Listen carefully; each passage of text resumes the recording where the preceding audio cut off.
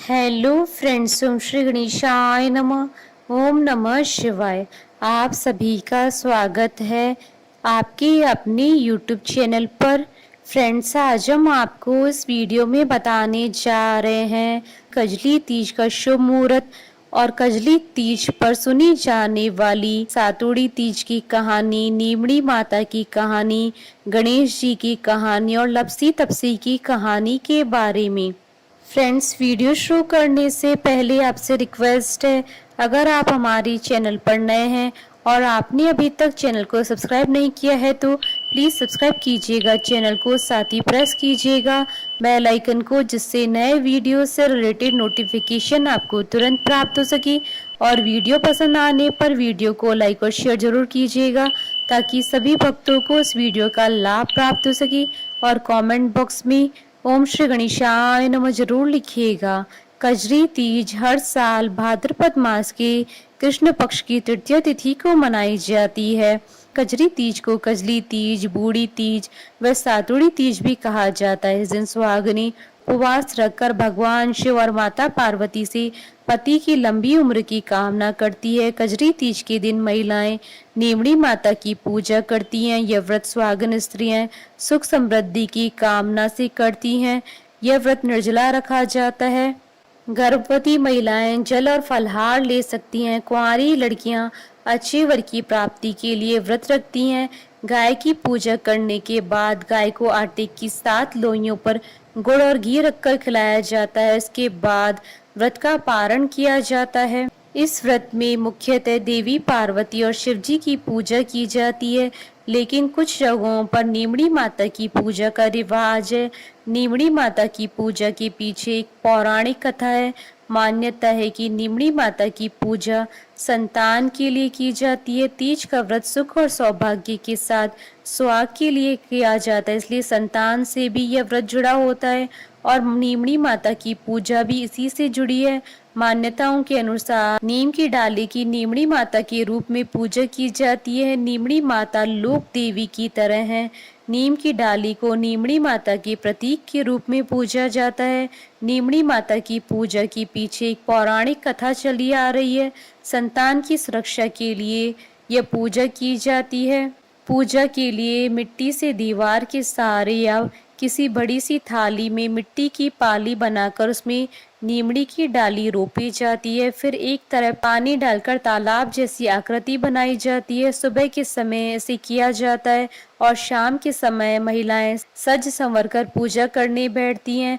थाली में जो तालाब बनाया जाता है उसमें कच्चा दूध और जल डालते हैं और माता की पूजा में श्रृंगार के सामान को चढ़ाते हैं।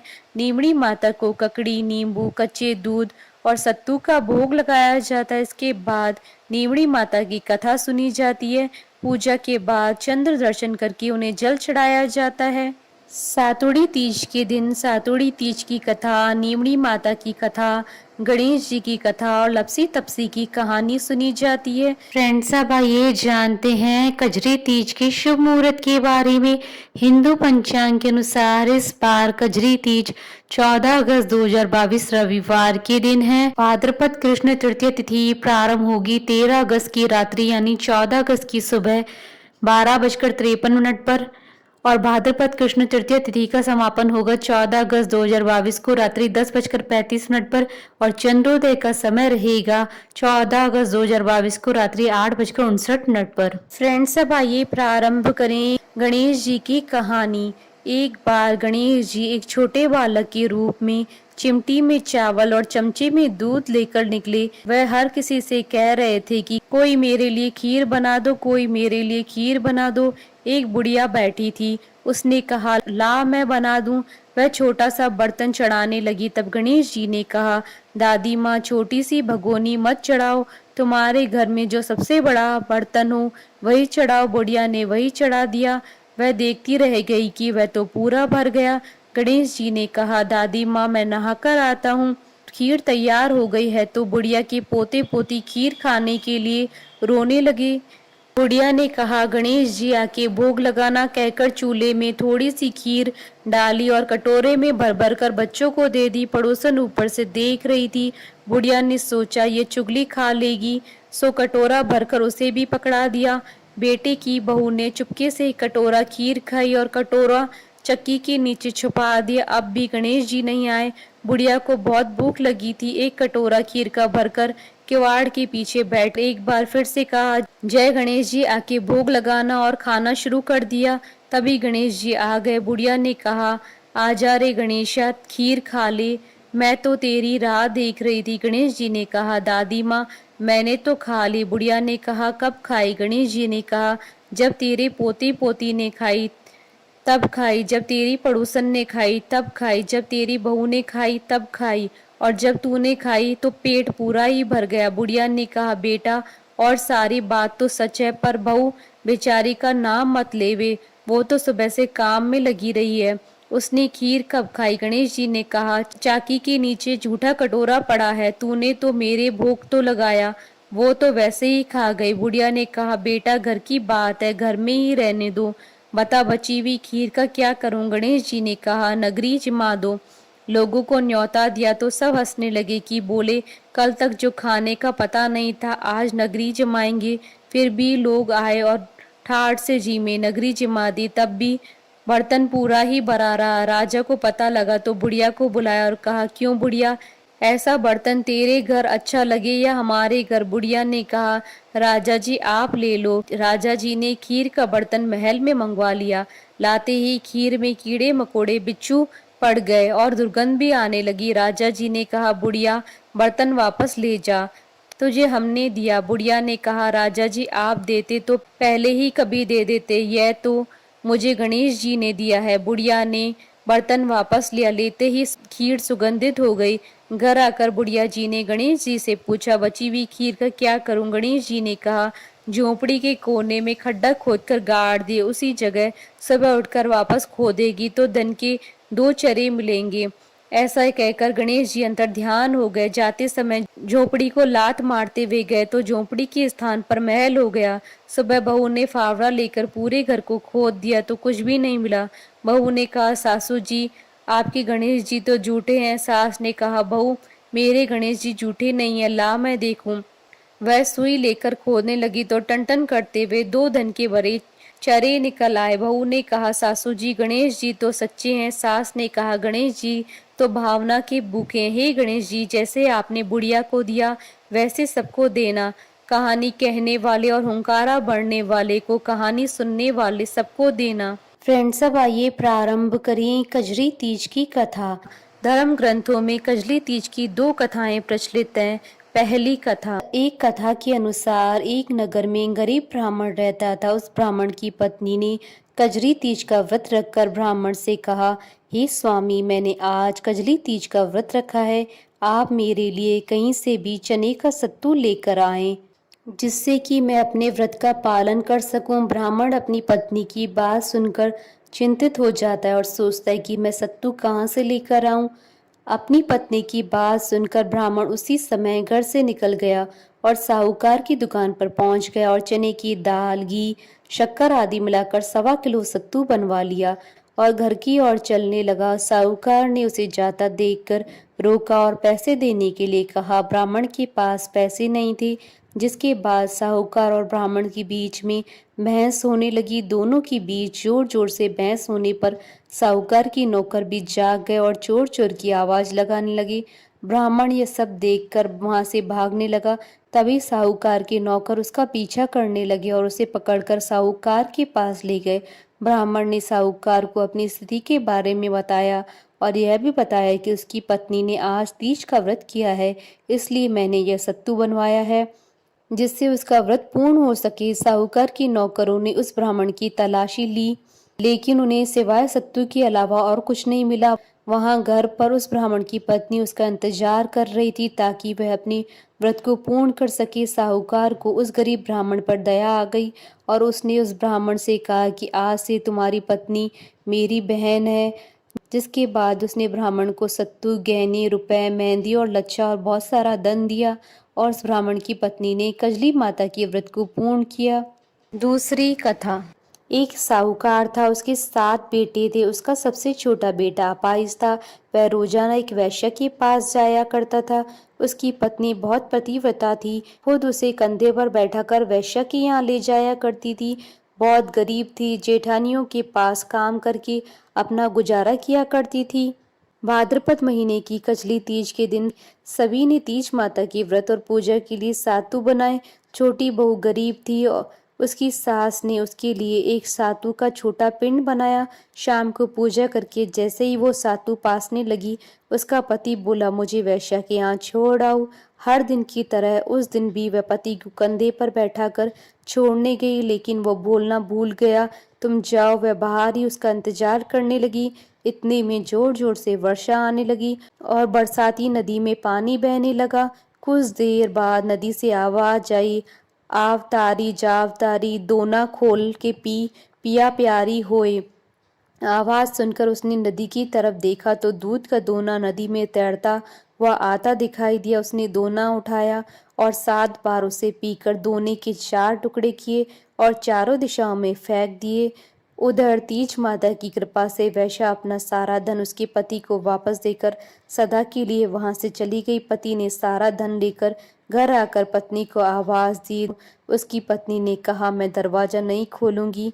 तब उसने कहा कि अब मैं वापस नहीं जाऊंगा, दोनों मिलकर सातु पासेंगे।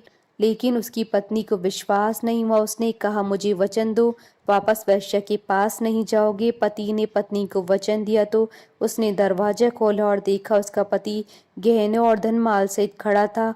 उसने सारे कपड़े गहने अपनी पत्नी को दे दिए। फिर दोनों ने बैठकर सातु पासा। सुबह जब जेठानी की यहाँ काम करने नहीं गई तो बच्चे बुलाने आए, काकी चलो सारा काम पड़ा है। उसने कहा, अब तो मुझ पर तीज माता की पूरी कृपा है, अब मैं काम करने नहीं आऊंगी। बच्चों ने जाकर माँ को बताया, आज से काकी काम करने नहीं आएगी, उन पर तीज माता की कृपा हुई है। वह नए नए कपड़े गहने पहनकर बैठी हैं। काका जी भी घर पर बैठे हैं। सभी लोग बहुत खुश हुए। हे तीज माता, जैसे आप उस पर प्रसन्न हुई वैसे ही सब पर प्रसन्न होना, सबके दुख दूर करना, कथा अधूरी हो तो पूरी करना, पूरी हो तो मान रखना। फ्रेंड्स, अब आइए प्रारंभ करें नीमड़ी माता की व्रत कथा। एक बहुत ही धनवान सेठ सेठानी थे, लेकिन उनकी कोई संतान नहीं थी।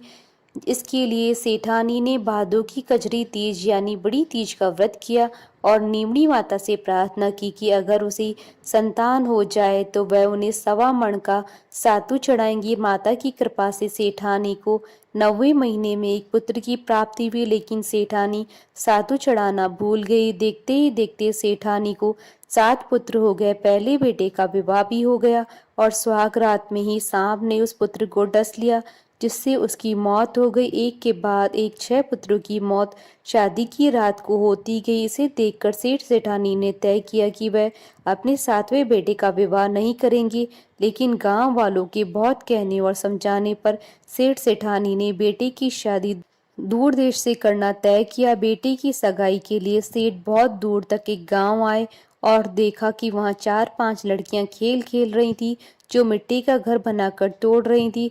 उनमें से एक लड़की ने कहा, मैं अपना घर नहीं तोड़ूंगी। सेठ को यह लड़की समझदार लगी। खेलकर जब लड़की वापस अपने घर जाने लगी तो सेठ जी उसके पीछे पीछे उसके घर गए। सेठ ने लड़की की माता पिता से बात करके अपने लड़की की सगाई व विवाह की बात पक्की कर दी। उसके बाद विवाह भी हो गया। बारात विदा हुई। लंबा सफर था और उस दिन कजरी तीज भी थी, इसलिए लड़की की माँ ने लड़की से कहा कि वह सातु वह सीख दे रही है, रास्ते में कहीं पर शाम को नीमड़ी माता की पूजा करना, नीमड़ी माता की कहानी सुनना और सातु चढ़ाकर उसे खाना और सासू माँ के लिए भी ले जाना। रास्ते में ससुर ने बहू को खाने को कहा तो वह बोली, आज कजरी तीज का उपवास है, शाम को नीमड़ी माता का पूजन करके नीमड़ी माता की कहानी सुनकर ही भोजन करूंगी। एक कुएं के पास नीमड़ी नजर आई तो सेठ जी ने गाड़ी रोक दी। बहू नीमड़ी माता की पूजा करने लगी तो नीमड़ी माता पीछे हट गई। बहू ने पूछा, हे माता, आप नाराज क्यों हैं, आप पीछे क्यों हटी हैं? तब नीमड़ी माता ने अपनी सास की सारी कहानी उसे बताई कि वह कैसे सातु चढ़ाना भूल गई। बहू बोली, हमारे परिवार की भूल को क्षमा करें माँ, और मैं आपको सातु चढ़ाएंगी। कृपया मेरे सारे जेठ वापस कर दो और मुझे पूजन करने दो। माता नववधू की भक्ति और श्रद्धा को देखकर प्रसन्न हो गई। बहू ने नीमड़ी माता का पूजन किया और चांद को अर्घ्य दिया। सातु पास लिया और कल्पना ससुर जी को दे दिया। प्रातः होने पर बारात अपने नगर को लौट आई। बहू के ससुराल में प्रवेश करते ही उसके सारे जेठ प्रकट हुए। सास बहू के पैर पकड़कर धन्यवाद करने लगी। तब बहू ने सारी कहानी सास को बताई और कहा कि अपनी भूल को सुधार करे और नीमड़ी माता को सातु चढ़ाएं। 12 महीने के बाद कजरी तीज पर सभी बहुओं और सास ने मिलकर 7.25 मण का सातु नीमड़ी माता को चढ़ाया। ये नीमड़ी माता जैसा उनके आनंद हुआ वैसा सबके हुए। खोटी की खरी अधूरी की पूरी। फ्रेंड्स, अब आइए प्रारंभ करें लपसी तपसी की कहानी। एक लपसी था, एक तपसी था। तपसी हमेशा भगवान की तपस्या में लीन था। लपसी रोजाना 1.25 सेर की लपसी बनाकर भगवान को भोग लगाकर जीम लेता था। एक दिन दोनों लड़ने लगे। तपसी बोला, मैं रोज भगवान की तपस्या करता हूँ इसलिए मैं बड़ा हूँ। लपसी बोला, मैं रोज भगवान को 1.25 सेर लपसी का भोग लगाता हूँ इसलिए मैं बड़ा हूँ। नारद जी वहां से गुजर रहे थे। दोनों को लड़ता देखकर उनसे पूछा कि तुम लड़ क्यों रहे हो। तपसी ने खुद को बड़ा होने का कारण बताया और लपसी ने अपना कारण बताया। नारद जी बोले, तुम्हारा फैसला मैं कर दूंगा। दूसरे दिन लपसी और तपसी नहाकर अपनी रोज की भक्ति करने आए तो नारद जी ने छुपकर 1.25 करोड़ की एक अंगूठी दोनों के आगे रख दी। तपसी की नजर अंगूठी पर पड़ी तो उसने चुपचाप अंगूठी उठाकर अपने नीचे दबा ली। लपसी की नजर जब अंगूठी पर पड़ी लेकिन उसने ध्यान नहीं दिया और भगवान को भूख लगाकर लपसी खाने लगा। नारद जी सामने आए तो दोनों ने पूछा कि कौन बड़ा है, तो नारद जी ने तपसी को खड़ा होने को कहा तो वह खड़ा हो गया तो उसके नीचे तभी अंगूठी दिखाई दी। नारद जी ने तपसी से कहा, तपस्या करने के बाद भी तुम्हारी चोरी करने की आदत नहीं गई इसलिए लपसी बड़ा है और तुम्हें तुम्हारी तपस्या का कोई फल नहीं मिलेगा। तपसी शर्मिंदा होकर माफी मांगने लगा। उसने नारद जी से पूछा, मुझे मेरी तपस्या का फल कैसे मिलेगा। नारद जी ने कहा, यदि कोई गाय और कुत्ते की रोटी नहीं बनाएगा तो फल तुझे मिलेगा। यदि कोई ब्राह्मण को भोजन करवाकर दक्षिणा नहीं देगा तो फल तुझे मिलेगा। यदि कोई साड़ी के साथ ब्लाउज नहीं देगा तो फल तुझे मिलेगा। यदि कोई दिए से दिया जलाएगा तो फल तुझे मिलेगा। यदि कोई सारी कहानी सुने लेकिन तुम्हारी कहानी नहीं सुने तो फल तुझे मिलेगा। उसी दिन से हर व्रत कथा और कहानी के साथ लपसी तपसी की कहानी सुनी और कही जाती है। हमारे साथ इस वीडियो में अंत तक बने रहने के लिए आपका धन्यवाद। ओम श्री गणेशाय नमः। ओम नमः शिवाय।